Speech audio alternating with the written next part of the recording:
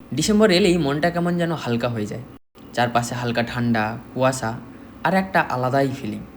আর বাঙালির জন্য ডিসেম্বর মানেই তো সানডে, মানে পিকনিক ডে। আজ ঠিক এমনই একটা দিন। সব কাজ, সব টেনশান, সব রুগী, সব রিপোর্ট একদিনের জন্য সব কিছু পাশে রেখে আজ শুধু আনন্দ আর আড্ডা। হ্যাঁ, আজ আমিও যাচ্ছি পিকনিক করতে। চলো যা যাক। হ্যান্ডসাম লাগছে তোমার। হ্যাঁ হ্যাঁ, সেজে গুজে বেরিয়ে জানে সত্যি? কি কেউ আসছে তোমার? থ্যাংক ইউ আচ্ছা, থ্যাংক ইউ। আর কি একটা ঘাবলা কেস আছে মনে হচ্ছে। কি এসছে হলেও নাকি? সেরকম দেখা যাক, যাওয়া হোক সেখানে। আচ্ছা, ঠিক আছে, চলো মনের মতো, হ্যাঁ চলো, মনের মতো কাউকে পাওয়া যায় কিনা। অবশেষে গাড়িতে উঠে পড়লাম। আর মিনিট 15 সময় লাগবে স্পটে পৌঁছাতে। এতক্ষণে পৌঁছালাম পিকনিক স্পটে। উফ, কি সুন্দর লাগছে। চারিদিকে নরম সবুজ ঘাস, পুরানো আম, কাঁঠাল আর নারকেল গাছের ছায়া, আর মাঝখানে ছড়িয়ে ছিটিয়ে রাখা কাঠের বেঞ্চ আর দোলনা। এক মুহূর্তের জন্য মনে হলো এই জায়গাটা যেন শহরের কোলাহল থেকে লুকিয়ে থাকা একটা শান্ত রাজ্য। আমাদের অনেক আগেই আমাদের সিনিয়ররা পৌঁছে গেছে। চলো দেখি এখন কে কি করছে।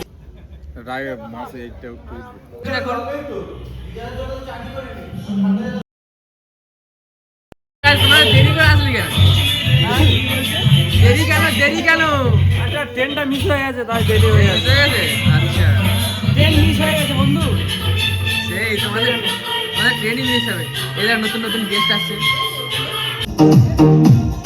আরে অনেকদিন পরে দেখা, আজকে আমার খুব ভালো। তারপর চলছে দেখতে পাচ্ছিলাম না কেন? মাঝখানে জবের জন্য থাকতে পারিনি। আচ্ছা, ঠিক আছে, ভালো তো? একদম good bye. Tata tata.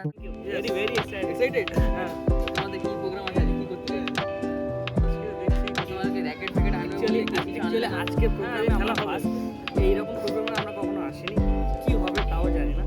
So শুধু একদমই কোনো কোশ্চেন নেই। বসো বসো। বাচ্চা বাচ্চা দোলনা ঝুলতে। बचपन में आके कैसा लग रहा है? बहुत अच्छा लग रहा है रे बेटा। बहुत अच्छा लग रहा है। हाँ ভাই, দোলনায় ঝুলে একদম ছেলেবেলায় পৌঁছে গেছে। এটাই তো দরকার, মাঝে মাঝে বড় হওয়া বন্ধ করে ছোট হয়ে যাওয়া। কি করছো? আমি ডন। জন বনেগা ডন, জন বনেগা ডন। তুমি এই যদি করো তুমি একটা বিয়ে হবে না। মানে এতেই ভালো আছে। বিন্দাস। এই সাবাস, ভাইরাল ফুটেজ। প্লেট। স্যার আমাদের গাইড করছে কিভাবে দিতে হবে। এসব প্রশ্ন আসে। ঠিক আছে স্যার, স্যার আপনি ছেড়ে দিন। ঠিক আছে। হওদা, রনো ঠিকঠাক করে দাও। হাত চালাও। হ্যাঁ ঠিক আছে, এবার ঠিক আছে। হ্যালো তোর ছবিটা তোর ঠিক করে তোর। হ্যালো এই কাজ কর, তুই লেট করেছিস কাজ, ওকে দিয়ে কাজ করো। হ্যালো এ দে দেও থাকো দেরি খুশি। দাদা, আচ্ছা কাজের সময় দাদা। দীপশিকা জুস যদি টিফিন লাগে নিয়ে যেতে পারো, কোনো অসুবিধা নেই। পরে 2 পিস করে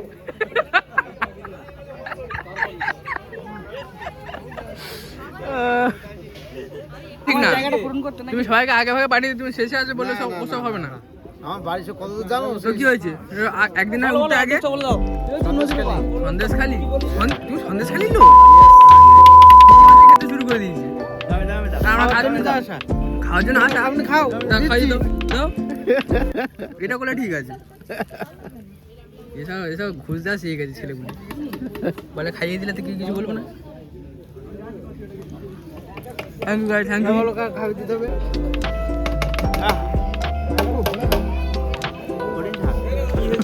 খালি হয়ে গেছে। ডালটা বলে দাও। রাজদার ডাক বল, কি বলছি ভাই? এক প্লেটে 3টে পরোটা, আনলিমিটেড তরকারি, একটা সেদ্ধ ডিম, একটা আপেল পেঁয়াজ মাত্র 30 টাকা। কিছু কম হচ্ছে? কি না লাগবে? না কি লাগবে বলো? কিছু লাগবে না। কিছুই লাগবে না। ও স্যার কি লাগবে? কিছু কম হচ্ছে না তো? মাংস কথা এখনো হয়নি।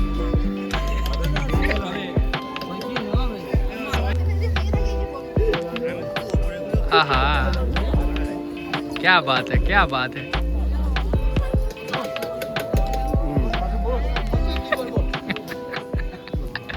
Wow nice. এই তো বলছে আসবে, ছবি একটা আধটা তো আসবেই, ভিডিও তো আসবেই। ও স্যার আপনি দূরে দূরে কেন? কারণ স্যারদের খাওয়া দাওয়া চলছে। गाइस बहुत मजा आ रहा है गाइस। সবচেয়ে ভালো জিনিস কি বলো তো, এই এত সুন্দর ভিউ না, এটাই বেশি মজাদার। বন্ধুদের সঙ্গে দেখা হচ্ছে সেটা তো আছেই, কিন্তু এই যে ভিউ, শহরের দিকে তো এরকম মোটামুটি দেখাও যায় না আজকাল, কিন্তু এই যে বানিয়ে রেখেছে, এটা যদিও একটা বাগান বাড়ি, কিন্তু তার ভালোই লাগছে। জায়গা কেমন লাগছে? খুব সুন্দর লাগছে ভাই। ভালো লাগছে না?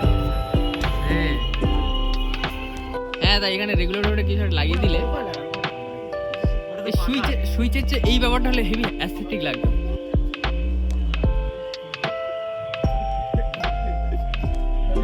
ক্যামেরাম্যান এখন ছবি তুলতে ব্যস্ত হয়ে গেছে। এতজনের ছবি তুলছে আর কি করবে ছেলে, এক হাতে চশমা ফোন সব কিছু নিয়ে ছবি তুলে।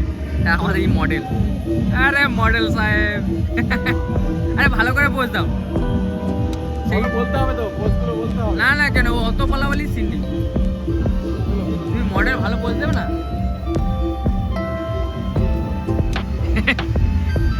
ক্যামেরাম্যান ছবি তুলতে তুলতে পোজ দেওয়া আরম্ভ করে। আরে নাইস, ইয়েস ইয়েস।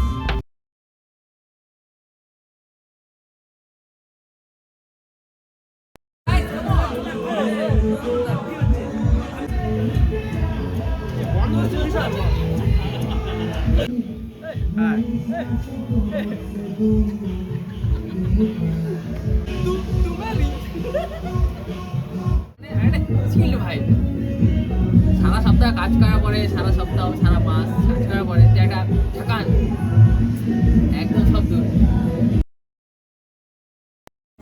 ভালো আছো? খুব আনন্দ। তুমি সকালবেলা চান করেছো? তুমি কে? হ্যাঁ চান করোনি? চান করেছো এই ঠান্ডায়? ইস ঠান্ডায় চান করতে আছে। সুস্মিতা সরকার।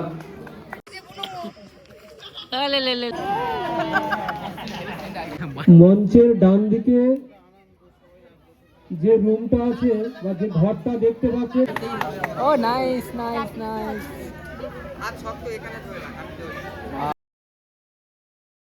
এবার শুরু হবে পুরস্কার বিতরণী সভা। তার আগে একটু গান বাজনা হবে, তারপরেই শুরু হবে পুরস্কার বিতরণী।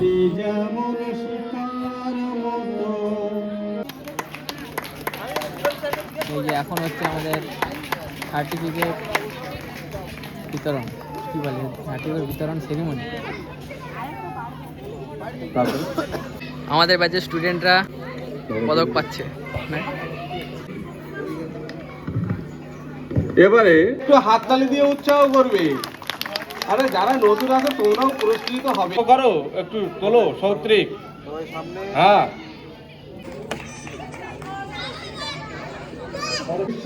বলছে ফার্স্ট হয়েছে, কিন্তু অন্যের মাল নিয়ে এখন নিজে বলে ফার্স্ট হয়ে গেছি। মাধব নমস্কার, সুকান্ত নমস্কার। তাহলে স্টেজের পাশে একটু আসবেন। ফার্স্ট সেকেন্ড থার্ড মাসাজে এই পুরস্কারে পরপর পুরস্কৃত হয়েছে। পার্টে বাই ফার্স্ট। পার্টে বাই ফার্স্ট।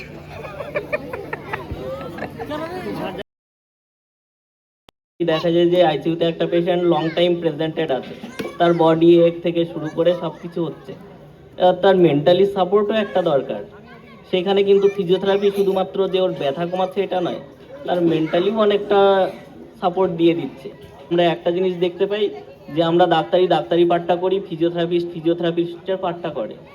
তো সেখানে যে দেখা যাচ্ছে যে যদি আমাদের ফিজিওথেরাপি না থাকতো, যতই ডাক্তারি করতাম না কেন, দেখা যেত অনেক ক্যান্সার পেশেন্ট থেকে শুরু করে অনেক নিউরো ডিসঅর্ডার পেশেন্ট শুরু করে যে পেশেন্টগুলো আমাদের ফ্রোজেন শোল্ডার হয়ে বসে থাকে, আমরা ডাক্তাররা সত্যি স্টেরয়েড দিয়ে ঠিক করতে পারি না। সেই ক্ষেত্রে ফিজিওথেরাপির অনেক বড় অবদান, সেটা অনস্বীকার্য বললে তো হবে না, আমরা সেটা স্বীকারই করি। তো সেই বলে আমার কথা আমি শেষ করছি, ধন্যবাদ।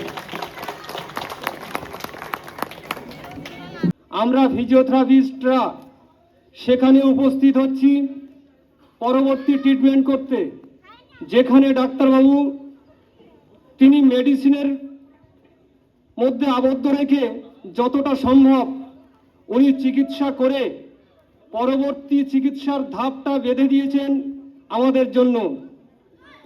নিশ্চয়ই উনি বুঝেছেন ওই পেশেন্টের ফিজিওথেরাপির দরকার। কেন দরকার? তার জয়েন্ট, তার নার্ভাস সিস্টেম, এই যে সিস্টেমগুলো উনি সমস্তটাই অল ডায়াগনোসিস করার পরেই তবেই প্রেসক্রাইবে অ্যাডভাইস দিয়েছেন ফিজিওথেরাপিস্টের কাছে। সেই ফিজিওথেরাপিস্টরা আমাদের দায়বদ্ধতা থাকে, ডাক্তারবাবুদের পরের স্টেজে দায়বদ্ধতা থাকে, যাতে ওই পেশেন্টকে আমরা সম্পূর্ণ সুস্থ করে সমাজে আবার সুস্থভাবে জীবনযাপন করতে সাহায্য করব। কিন্তু আমরা ফিজিওথেরাপিস্টরা অনেকে সেই দায়বদ্ধতা ভুলে যাই। আমি দীর্ঘ কাজের সুবাদে দেখেছি অনেক ফিজিওথেরাপিস্ট আসে, পেশেন্টের বাড়িতে গিয়ে যাচ্ছে, ঘাড়ের মধ্যে একটা ব্লুটুথ ওই যে হেডফোন, পকেটে মোবাইল আছে, পেশেন্টের গায়ে একটা ইকুইপমেন্ট লাগিয়ে দিয়ে চুপচাপ বসে মোবাইলটা ঘাঁটছে, বা বাড়ি থেকে বা আদার্স কাউকে ফোনে ব্যস্ত থাকছে। পেশেন্টের মধ্যে শুয়ে আছে, বা একটা এক্সারসাইজ করছে, পেশেন্ট করছে অ্যাক্টিভ ভাবে, কিন্তু ফিজিওথেরাপিস্ট সেটা চুপচাপ বসে বসে অন্যমনস্ক হয়ে মোবাইলে ব্যস্ত থাকছে। দীর্ঘদিন এইরকম ভাবে আমরা কাজ করতে থাকি, তার রেজাল্টটা যখন আসে 0, তখন কিন্তু ওই পেশেন্টটা প্রথমেই ক্ষুব্ধ হয়ে যায় ডাক্তারবাবুর উপরে, তারপরে দ্বিতীয় হিসাবে ক্ষুব্ধ হয়ে যায় ফিজিওথেরাপিস্টদের উপরে। আমি সেই সম্পর্কে সমস্ত ফিজিওথেরাপিস্টদের আমি অ্যাডভাইস করব, যখন তুমি যতটুকু টাইমে ওই পেশেন্টের সঙ্গে কাজে যুক্ত থাকবে, ঠিক ততক্ষণই, তত মিনিটস ওনার সঙ্গে 100% ইনভলভ থাকবে, তবেই ওই পেশেন্টকে তুমি নির্ভুলভাবে ট্রিটমেন্টটা দিতে পারবে।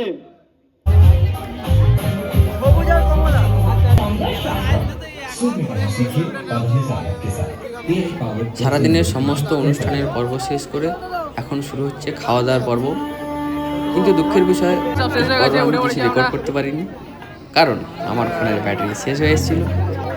তা যাই হোক, এই পর্ব শেষ করে আমরা যে যার মতো বাড়ির উদ্দেশ্যে রওনা দিলাম। স্মৃতি থাকলো শুধু সারাদিনের হই হুল্লোড়, আনন্দ, মজা, ফুর্তি। এই ঠিক আছে, টাটা, বাই বাই।